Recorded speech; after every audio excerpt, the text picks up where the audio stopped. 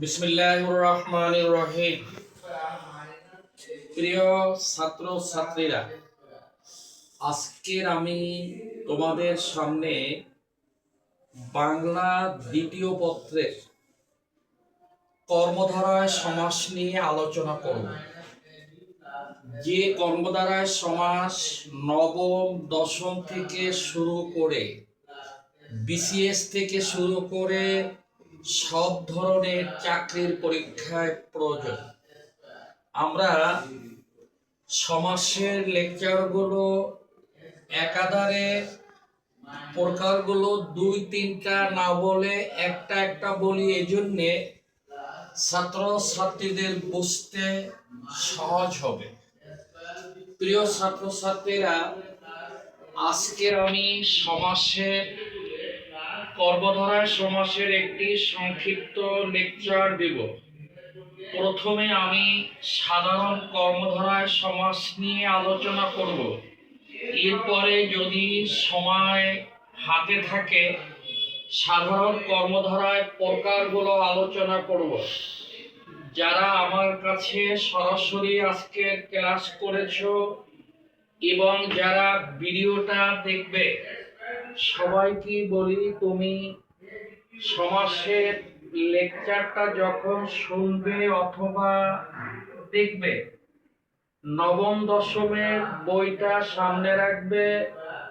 আর যারা ইন্টার এবং বিসিএস সহ সব ধরনের পরীক্ষার ছাত্রছাত্রী, তারা একটু সুন্দর মাথায় লেকচারটা শুনলে আশা করি বুঝতে কষ্ট হবে না। আজকের আমি আলোচনা করব কর্মধারায় সমাস নিয়ে। কর্মধারায় সমাস, বহুব্রীহি সমাস, তৎপুরুষ সমাস, এই তিন প্রকারই সমাসের মধ্যে একটু কঠিন এবং বুঝতে কষ্ট হয়, যার কারণে আমি কর্মধারায় সমাসটা আলোচনা করব। তোমরা আস্তে আস্তে বুঝবে এবং সুন্দর করে মাথার মধ্যে খেয়াল করে রিসিভ করবে। কর্মধারায় সমাস প্রথমে আমি আলোচনা করব কর্মধারায় সমাস কিভাবে চিনতে হবে, কিভাবে বুঝতে হবে। প্রথমে আমাদের এই কর্মধারায় সমাসের যতগুলো রুলস আছে তার মধ্যে আমি প্রত্যেকটা রুলস আস্তে আস্তে বলবো, তোমরা শুনবা। সবাই হোয়াইট বোর্ডের দিকে তাকাও। আমি এখানে লিখেছি মহানবী।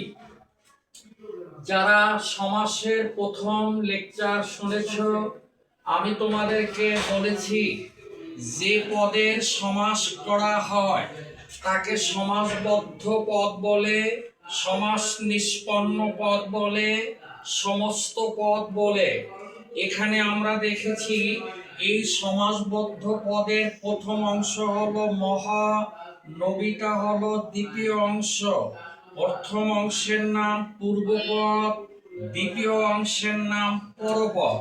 যদিও কর্মধারায় সমাসের ডিসক্রিপশনটা বলার আগে আমি সমাসের ইন্ট্রোডাকশন এই জন্য বলেছি, তাহলে বুঝতে ভালো হবে। কর্মধারায় সমাস বুঝতে হলে, জানতে হলে প্রথমে আমরা সমাসবদ্ধ পদের দিকে তাকাবো।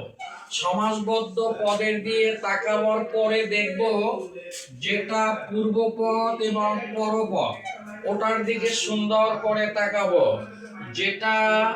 যেটা পূর্বপদ এবং পরপদ সেটা কর্মধারায় সমাসে কি হয় সেটা ভালো করে দেখো এবং হোয়াইট বোর্ডের দিকে তাকাও।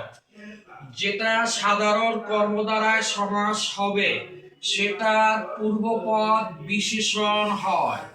আরো বুঝো, পূর্বপদটা বিশেষণ হয়, পরপদটা বিশেষ্য হয়।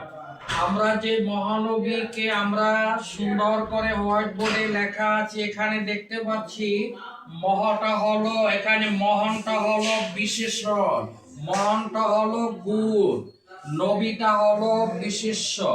আমরা জানি যে পদ দ্বারা বিশেষ্য পদের দোষ, গুণ, অবস্থা বোঝানো হয় সেটা হলো বিশেষণ, এবং যে পদ দ্বারা কোনো কিছুর নামকে বোঝায় সেটা হলো বিশেষ্য। তাহলে আমরা মহানবীটা সাধারণ কর্মধারায় কেন হলো? প্রথমে আমরা দেখতে পাচ্ছি পূর্বপদটা বিশেষণ, পরপদটা বিশেষ্য, অর্থাৎ মহানটা এখানে বিশেষণ, নবীটা হলো বিশেষ্য। এই কারণে এটা কর্মদ্বারায় সমাস হয়েছে। 1 নম্বর নিয়মটা তোমাদের আমি বুঝালাম। প্রিয় ছাত্র ছাত্রীরা, 2 নম্বর নিয়মটা ভালো করে বুঝো। যেটা কর্মধারায় সমাস হবে সেটা পরপদটি প্রধান অর্থে ব্যবহার হবে, অর্থাৎ নবী না থাকলে মহানের গুরুত্ব নেই। মহান আছে, নবী নেই, মানে পরপদ নেই, এটা দ্বারা সমাস হবে না। এজন্য যেটা কর্মধারায় সমাস হবে সেটা পরপদটি প্রধান অর্থে ব্যবহার হবে। নবীটা প্রধান, নবীটা প্রধান। প্রিয় ছাত্র ছাত্রীরা, সাধারণ কর্মধারায় সমাসের আমি যে রুলস গুলো বলবো এর মধ্যে একটা তোমাদের সামনে বলেছি, আবারও বলি। যেটা সাধারণ কর্মধারায় সমাস হবে সেটার পূর্বপদটা বিশেষণ হবে, পরপদটা বিশেষ্য হবে। এখানে মহানটা বিশেষণ, নবীটা বিশেষ্য। এই নিয়মের কারণে মহানবীটা সাধারণ কর্মধারায় হয়েছে। প্রিয় ছাত্র ছাত্রীরা, আমরা এখন 2 নম্বর রুলসটা বলবো, ভালো করে দেখো। যেটা সাধারণ কর্মধারায় হবে সেটার ব্যাস বাক্যে যে যোজক বা অব্যয়, যোজক যা অব্যয় তা একই জিনিস। আমরা আগেই বলেছি প্রথমে যে বাক্যটা ভেঙ্গে সমাস করা হয় তাকে ব্যাস বাক্য বলে। এখানে মহান যে নবী, এটা হলো ব্যাস বাক্য, এটা হলো বিগ্রহ বাক্য, এটা হলো সমাস বাক্য। এখন আমরা সুন্দর করে তাকাইয়ে দেখছি এই ব্যাস বাক্যটার মধ্যে যে অব্যয় আছে, যে যোজক, যে অব্যয় আছে বা যোজক আছে, তাহলে আমরা জানলাম যেটা সাধারণ কর্মধারায় হবে সেটার ব্যাস বাক্যে যে যোজক হবে বা যে অব্যয় হবে, যে অব্যয় হবে। এছাড়াও সাধারণ কর্মধারার ব্যাস বাক্যে শুধু যে হয় তা না, যিনিও হতে পারে, তিনিও হতে পারে, যাও হতে পারে, তাও হতে পারে। সুন্দরভাবে খেয়াল রাখবে, সাধারণ কর্মধারায় সমাসের ব্যাস বাক্যে যেও হতে পারে, যাও হতে পারে, তাও হতে পারে, যিনিও হতে পারে, তিনিও হতে পারে। কিন্তু এখানে আমি যেটা ইনস্ট্যান্ট, যেটা তোমাদের সামনে লিখেছি, এই মহানবীর ব্যাস বাক্যে যে হয়েছে। আবার আমরা যেখানে যা লাগবে তা লাগবে সেটা আবার উদাহরণে বলবো। তাহলে আমরা প্রথমে সাধারণ কর্মধারায় সমাসের যে নিয়মটা বলেছি সবাই ভালো করে শুনবে। যেটা সাধারণ কর্মধারায় সমাস হবে সেটার পূর্বপদটা বিশেষণ হবে, বিশেষণ অর্থাৎ গুণবাচক হবে, এবং পরপদটি নামপদ হবে, মানে নামবাচক হবে। এবং যেটা সাধারণ কর্মধারায় সমাস হবে সেটার ব্যাস বাক্যে যে হতে পারে, যা হতে পারে, তা হতে পারে, যিনি হতে পারে, তিনি হতে পারে। কিন্তু আমার এই মহান যে নবী, এখানে যে যোজক আছে, যে অব্যয় আছে, এজন্য সাধারণ কর্মধারায় সমাস হয়েছে। প্রিয় ছাত্র ছাত্রীরা, যারা আমার ভিডিও দেখবে বা দেখতে আসছো এবং সরাসরি যারা শুনতে আসছো, দেখো আমি এখানে আরো একটা বোঝাচ্ছি। আলু সিদ্ধ, তোমার পরীক্ষায় প্রদত্ত সমাস দিল আলু সিদ্ধ, মানে এইটা পরীক্ষায় দিল, নিচে লিখলো 9, 10 এর জন্য যে আলু সিদ্ধ এটা কোন সমাস। আর যারা বিসিএস পরীক্ষা দাও, বিভিন্ন চাকরি পরীক্ষা, তাদের তো আর 4টা অপশন থাকে না, তাদেরকে প্রশ্ন করা হয় এখানে আলু সিদ্ধ, তাকাও এখানে। এখন আমি আলু সিদ্ধর দিকে তাকাই, আলুটা হলো নাম, আলুটা হলো নাম, সিদ্ধটা হলো গুণ। তা আলুটা হলো বিশেষ্য, সিদ্ধটা হলো গুণবাচক। এখন এটার ব্যাস বাক্য কি সিদ্ধ যে আলু, তাহলে এটাকে আমরা সাধারণ কর্ম এখানে পূর্বপদটা আছে নামপদ, পরপদটা আছে বিশেষণ এবং ব্যাস বাক্যের যে আছে, এ কারণে আমাদের এটা সাধারণ কর্মধারয় সমাস হয়েছে। আরেকটা কথা প্রথমেই বলেছিলাম, যেটা সাধারণ কর্মধারয় হবে সেটা পরপদটি, পরপদটি প্রধান অর্থে ব্যবহার হবে। এখানে সিদ্ধ, সিদ্ধ অথবা তুমি এভাবে বলতে পারো আলু সিদ্ধ আলু, এটাও বলা যায়, কিন্তু আমরা এখানে দেখতে পাচ্ছি এই আলু সিদ্ধটা ব্যাস বাক্য কি সিদ্ধ যে আলু, মানে এই বড় বাক্যটা থেকে আলু সিদ্ধ হয়েছে। এখন আলু সিদ্ধ এটা কোন সমাস হবে আমরা কিভাবে বুঝবো? আলুটা হলো নাম, সিদ্ধটা হলো গুণ, প্রথম আছে বিশেষ্য, তারপর আছে বিশেষণ এবং ব্যাস বাক্যে যে আছে। প্রিয় ছাত্রছাত্রীরা, আমরা এতক্ষণ যে দুটা বললাম সব জায়গায় যে টাকা বলছি, এরপর আর একটা বলে আমরা যাব আবার অন্যটায় যাব। দেখো এবার দেখো বেগুন ভাজা, বেগুন ভাজা, দেখো তুমি বেগুনটা হলো নাম, ভাজাটা হলো বিশেষণ, বেগুনটা হলো নাম বিশেষ্য, ভাজাটা হলো গুণ বিশেষ্য। এটার ব্যাস বাক্য কি বেগুন যে ভাজা, এখানে যেটা যোজক যেটা অভ্যয়।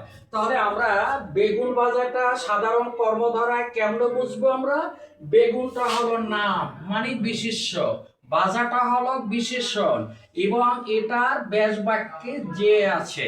আমি কিন্তু প্রথমেই বলছি যে সাধারণ কর্মধারায় সমাসের অনেকগুলো নিয়ম থাকলেও দুই তিনটা নিয়ম আমি এখানে বলবো, এরপরে আবার প্রকারভেদে অন্য নিয়ম। তাহলে আমরা প্রথমেই যেটা জানলাম, প্রথমটা বলছি বিশেষণ বিশেষ্য, আর এটা কিন্তু বলছি বিশেষ্য বিশেষণ। প্রথমটা বলছি বিশেষণ, তারপরটা বলছি বিশেষ্য। আর আলু সিদ্ধর মধ্যে দেখতে পাচ্ছি আমরা প্রথমটা হলো বিশেষ্য, তারপরটা হলো বিশেষণ, সিদ্ধ যে আলু। বেগুন ভাজার দিকে তাকাও, বেগুনটা হলো বেগুন, বেগুনটা হলো নাম, ভাজাটা হলো গুণ।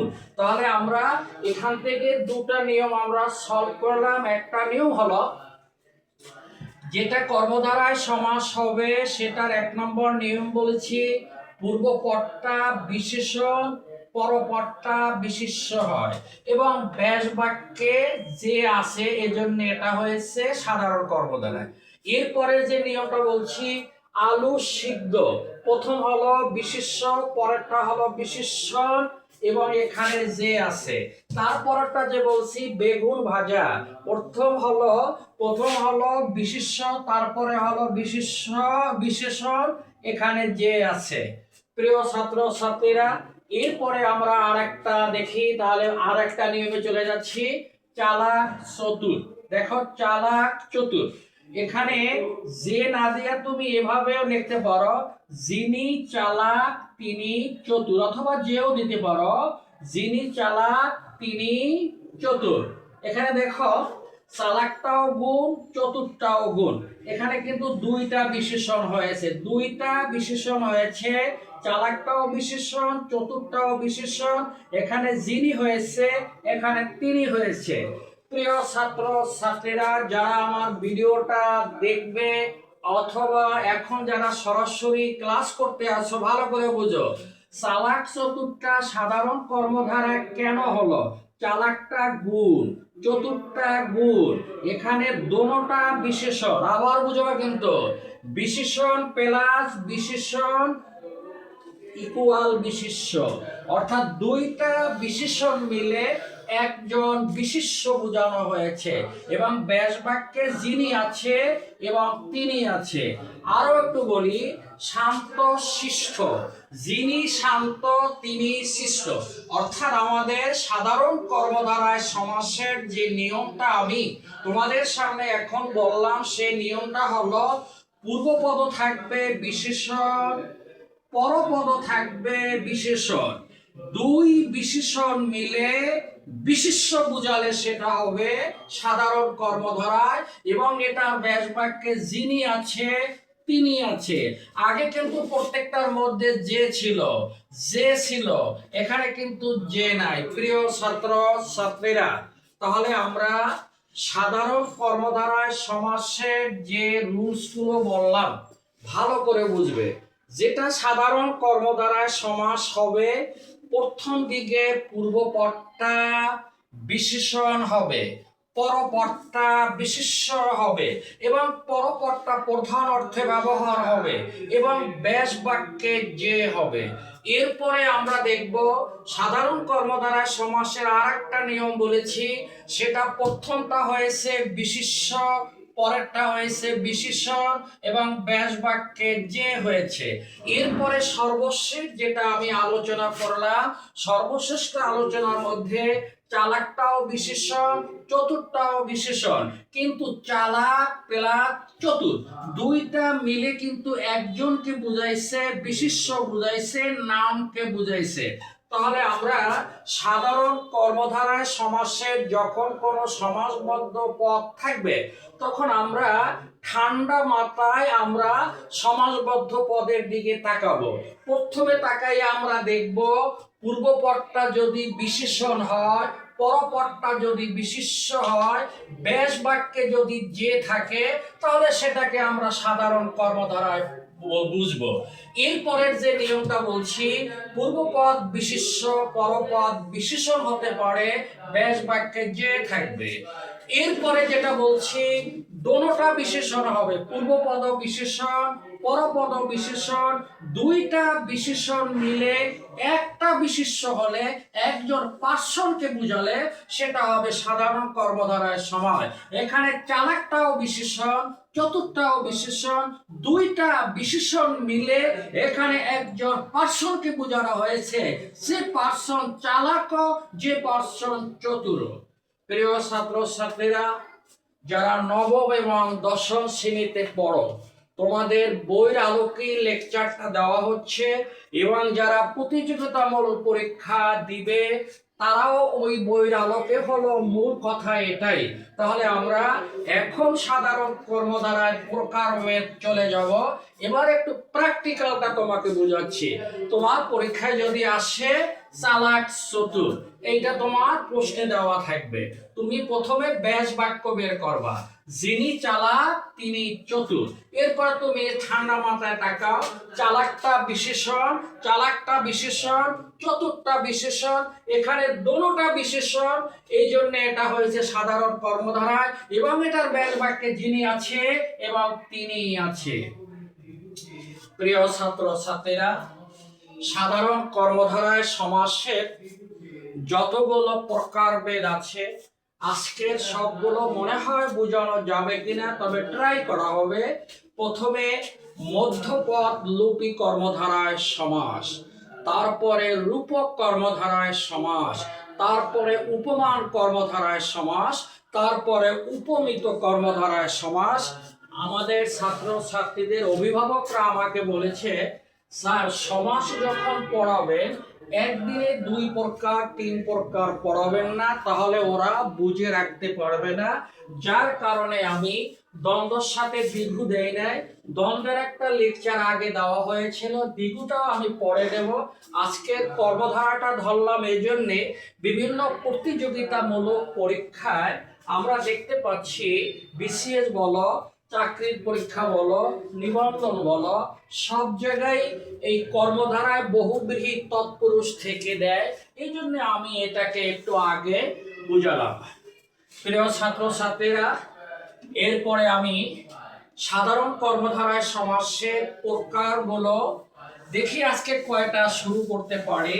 আমরা আলোচনা শেষ করব, যেহেতু মাগরিবের আজান হলে আবার ক্লাস শেষ করা হবে।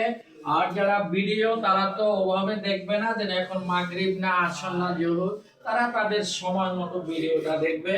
যাই হোক, এখন আমি সাধারণ কর্মধারার একটা প্রকার বুঝাচ্ছি। সবাই আমার হোয়াইট বোর্ডের দিকে তাকাও, যারা সরাসরি ক্লাস করতে আছো।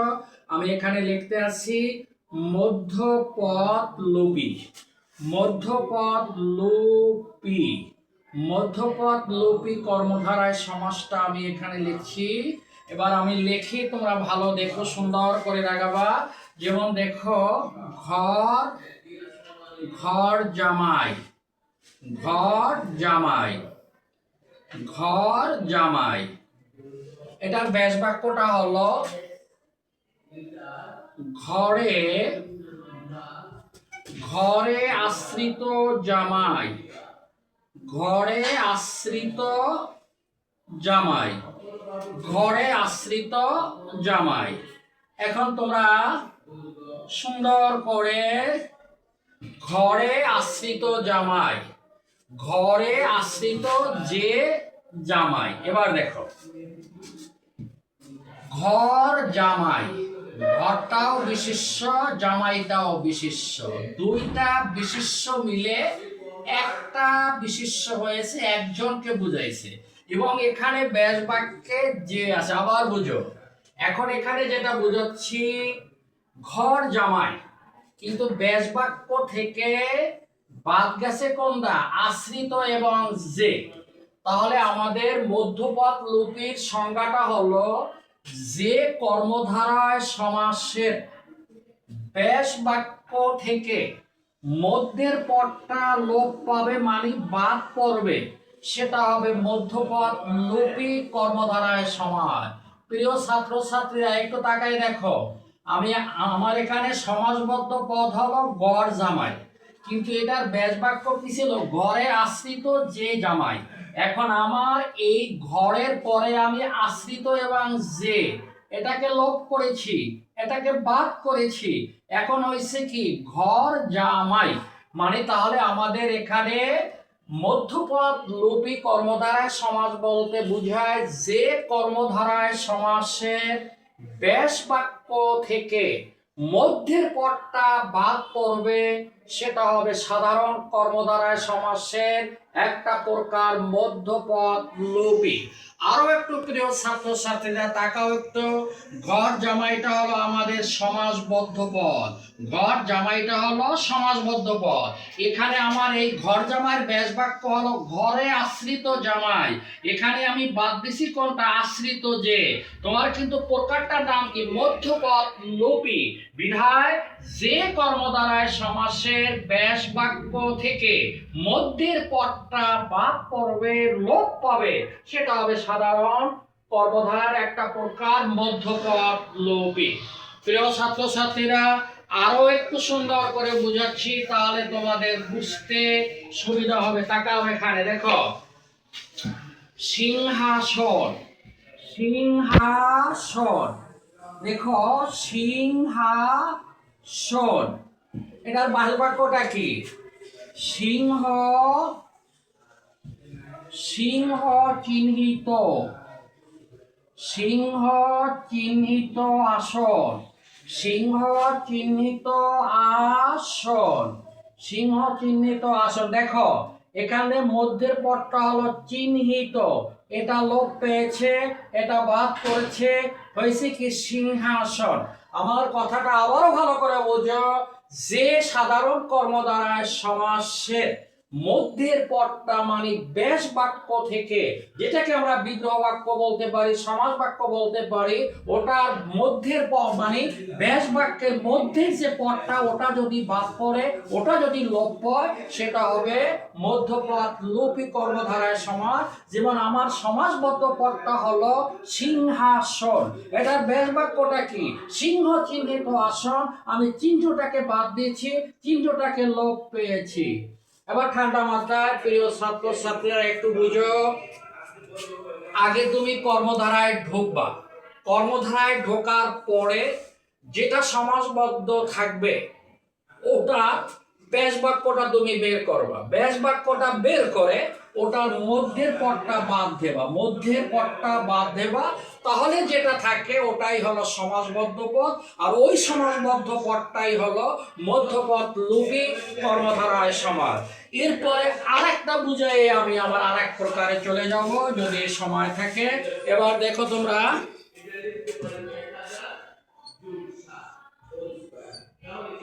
স্মৃতিসৌধ, স্মৃতিসৌধ, এটা স্মৃতিসৌধের ব্যাস বাক্য হলো, প্রিয় ছাত্রছাত্রীরা সুন্দর করে দেখো, স্মৃতি স্মৃতি রক্ষার্থে স্মৃতি রক্ষার্থে শোধ, স্মৃতি রক্ষার্থে শোধ।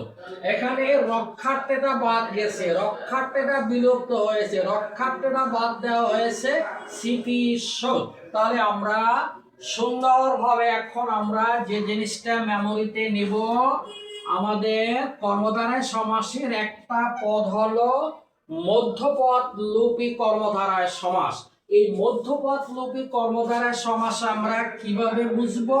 সেটা হলো ওই সমাসের ব্যাস বাক্য থেকে মধ্যের পদটা বাদ পড়বে এবং মধ্যের পদটা বাদের পরে যেটা থাকবে ওটাই হবে সমাসবদ্ধ পদ, মধ্যপদ লোপী কর্মধারায় সমাস। প্রিয় ছাত্র ছাত্রীরা, আজকে আমরা সাধারণ কর্মধারায় সমাসে সাধারণ কর্মধারায় সহ মধ্যপদ লোপী কর্মধারায় সমাস নিয়ে আলোচনা করলাম। পরবর্তী ক্লাসে আমরা রূপক এবং উপমান উপমিত নিয়ে আলোচনা করব। যেহেতু সমাসের বিষয়গুলো একটু কঠিন, বিধায় এই কঠিনগুলো বেশি যদি দেওয়া হয় তোমরা বুঝবে না। তাহলে আমরা আজকে লেকচার এখানেই শেষ। তাহলে তোমরা আমার নামটা অবশ্যই জানো, তারপরও আমার সাথে যোগাযোগ করতে চাইলে আমার বাংলালির নম্বরটা হোয়াটসঅ্যাপেও আছে এবং সাধারণ ফোনেও আছে, লিখে রাখতে পারো। সিদ্দিকী স্যার 01926919621। আরো একটু বোঝাবার জন্য বলছি, এই নম্বরটা সাধারণ ফোনও করতে পারবা, হোয়াটসঅ্যাপেও আছে 01926919621। এরপরে গ্রামে 01789069698। প্রিয় ছাত্রছাত্রীরা, পরবর্তীতে আমার সুযোগ মতো আবার তোমাদের জন্য আমি সেই সাধারণ কর্মধারায় রূপক এবং উপমান উপমিত লেকচারটা ভিডিও করে ছেড়ে দেব। এরপরে দ্বিগু পড়াবো, এরকম পার্ট পার্ট করে লেকচারগুলো দেব। তাহলে আমরা আজকের মতো এখানেই শেষ। সবার কাছে দোয়া চাচ্ছি এবং দোয়া করি, এবং সবসময় খেয়াল রাখবে, বি অ্যাফ্রেড অফ আল্লাহ। আসসালামু আলাইকুম।